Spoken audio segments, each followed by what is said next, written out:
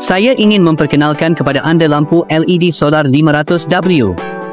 Untuk pencahayaan yang kuat dan tahan lama sehingga 15 jam, 3 kali lebih banyak daripada lampu konvensional.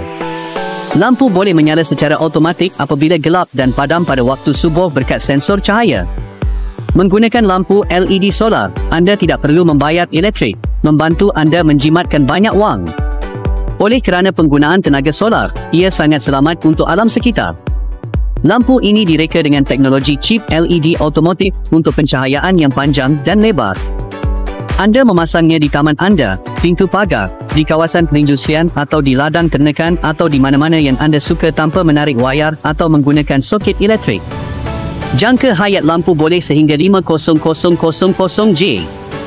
Lampu boleh dipasang di luar rumah untuk menahan hujan, cahaya matahari yang teruk dan tahan sehingga 10 tahun penggunaan. Disebabkan kapasiti bateri terbina dalam sehingga 15,000A, lampu boleh menyala sepanjang malam, menjadikannya mudah untuk anda bekerja pada waktu malam. Pihak saya menawarkan diskaun 36% untuk 50 pelanggan yang menempah hari ini. Untuk memesan, sila tinggalkan nombor telefon anda atau klik pada pautan untuk membeli betul-betul di bawah video.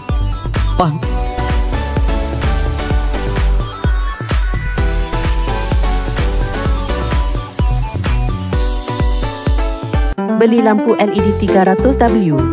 Dapat cat kalis air jernih percuma, penyelamat rumah musim hujan. Lindungi dinding dari kebocoran, pastikan rumah sentiasa kering dan tahan lama. Jangan lepaskan tawaran hebat ini.